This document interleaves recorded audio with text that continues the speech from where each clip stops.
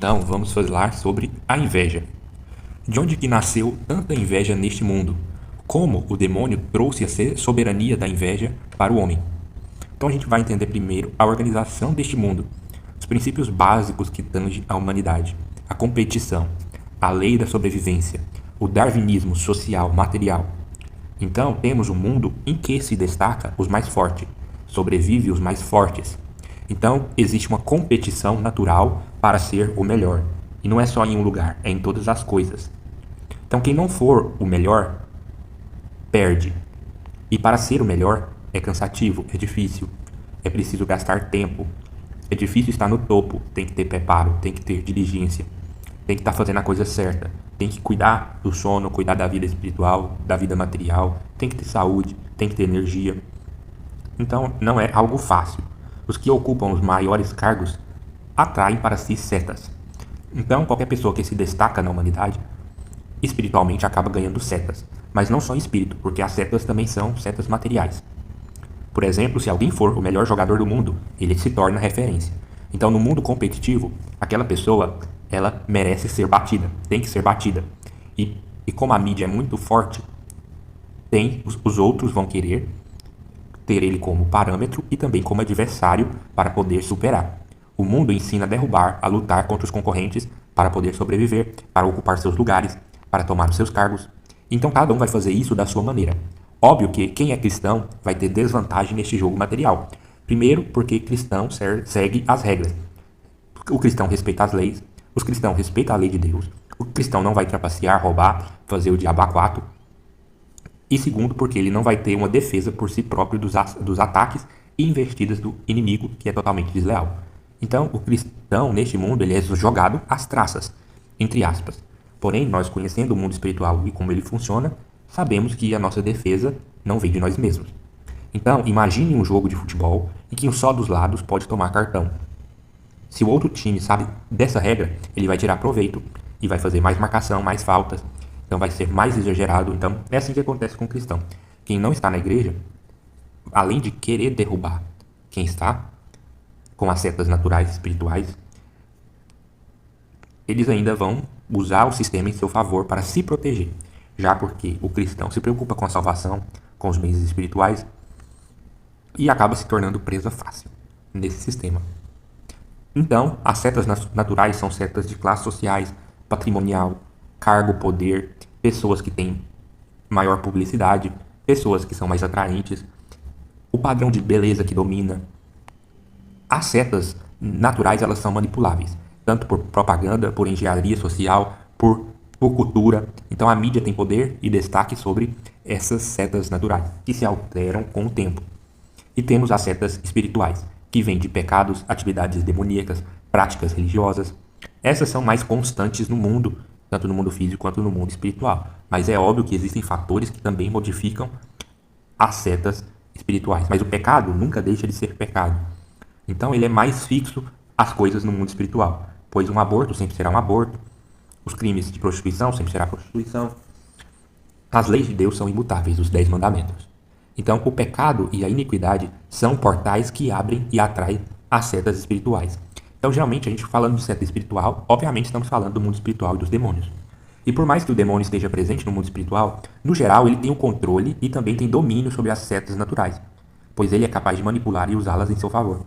Então o demônio, como ele age sob a influência do pecado e da iniquidade, ele tem seus interesses, ele tem sua estratégia de jogo, e ela se altera com o tempo. E por isso que ele se aproveita que as setas materiais são setas que são fáceis de manipular. Ele sempre está tendo influência sobre a mídia, sobre o modo de vida geral da população, para fazer os seus favores, para implantar suas agendas e controlando o mundo material. Temos ainda as setas e laços de sangue, que são ainda mais potentes, pois são familiares. Então os laços de sangue, principalmente relacionados com família, ela tem uma mistura das setas naturais com as setas espirituais. E as maldições familiares são exemplos destas setas, que são mais difíceis de serem quebradas. Por quê? Porque elas são uma mistura. Geralmente são herdadas. E tudo que é herdado tende a se intensificar com o tempo. Então vai formando laços de sangue e também nós espirituais. O nó das maldições hereditárias se torna mais forte a cada geração, Por mais que as setas demoníacas sejam fortes, elas não funcionariam bem sem a inveja humana, pois o demônio usa o mundo material como portal. Então, o pecado, a inveja, tudo que a gente faz de ruim, ou pode voltar contra nós, ou contra os nossos herdeiros, ou contra as pessoas que estão próximas, porque esses pecados geram portais para a atividade demoníaca. Então, traz setas espirituais fortes. E o demônio usa esse poder espiritual que ele ganha para tentar compensar a força e o poder que ele perdeu com a sua queda como anjo. Então ele usa deste mundo para poder crescer. As atividades que o demônio não consegue fazer neste mundo, ele usa da inveja humana como combustível para ter. Porque tem muitas coisas. O demônio não é uma pessoa de carne e osso. Ele precisa de um poder material. Ele precisa de pessoas influenciáveis e pessoas que estão em seu comando para fazer e dar combustível para que ele consiga as coisas que eles querem. Então o demônio não vai matar ninguém. O demônio não vai roubar ninguém. Então ele precisa do ladrão, ele precisa do estelionatário, ele precisa da pessoa predisposta a fazer aquilo que ele quer, que não pode fazer por suas próprias mãos. E o demônio se encarrega de dar esse poder espiritual, essa capacidade espiritual, para que a pessoa peque mais, para que a pessoa se abra ao pecado, para que a pessoa perda a consciência de julgamento próprio, de se autocondenar enquanto é tempo e também de não se arrepender. Então, a inveja é esse combustível necessário para o demônio, já que o primeiro invejoso do mundo foi Satanás. E por incrível que pareça, não há falta de matéria humana para os propósitos de Satanás. Tem muitas pessoas dispostas que trabalham para o demônio e que fazem exatamente aquilo que ele quer. A inveja é um mecanismo de autólise para a humanidade, pois o homem acaba em destruir o seu semelhante. Então, o homem vai cavando sua própria cova e também cava a cova do seu vizinho, do seu semelhante, do seu irmão. O demônio faz esquemas e propósitos para impedir o crescimento da maioria. Então o demônio tenta escravizar a humanidade, não só tenta como consegue. Esta minoria que tem mais laços de sangue repleto de imundície e abre mais portais para as ascetas materiais e espirituais para os demais. Então o demônio deixa, tendo foco e controle do mundo, as pessoas que têm mais laços de sangue com Satanás, com o pecado. E como há uma competição forte, uma diferença de classe entre as pessoas, muito sacrifício é necessário para poder crescer e se manter no topo da pirâmide. Os que estão embaixo da pirâmide acabam por desistir de lutar para crescer e aceitam servir os grandes em troca de derrubar os que estão no meio e receber migalhas por isso. Então toda a pirâmide, toda a engenhosidade deste sistema acaba funcionando como uma máquina comum e que tem cada classe, cada pessoa para poder sustentar. Os que dedicaram para crescer e aceitam o sistema de escravidão são os que se tornam mais invejosos. Então, aqueles que param de crescer, que desistem, que se tornam escravos do sistema, aceitam as migalhas que Satanás oferece, que é o mínimo do mínimo do mínimo, são as pessoas mais amaldiçoadas, são as mais pobres, são as pessoas que perdem a capacidade de crescimento, tanto material como crescimento espiritual, e decidem por abdicar da sua capacidade de trabalho para se tornar dependente do sistema. São as pessoas que vivem de renda familiar por causa de apoio de governo. Pessoas que se entregam para os seus pecados, não se importam de amaldiçoar os seus filhos e se tornam absolutamente como peões do sistema e se tornam as pessoas mais invejosas, aquelas que querem derrubar aqueles que estão acima delas, que se acham melhor do que os outros e por aí vai. Podemos dizer então que se o inferno fosse um automóvel, a inveja seria o combustível, porque o que destruiu a humanidade em sua primeira criação foi a inveja de Satanás, que influenciou o homem para que pecasse.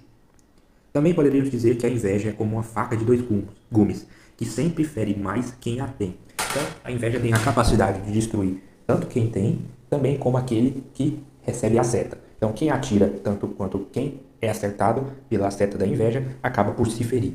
Mas o ferimento maior vai estar do lado daquele que desejou, aquele que fortificou a ação de Satanás, porque ele vai pagar mais caro a longo prazo por aquilo que ele fez. Deus com amor criou o homem, Satanás com a inveja o destruiu.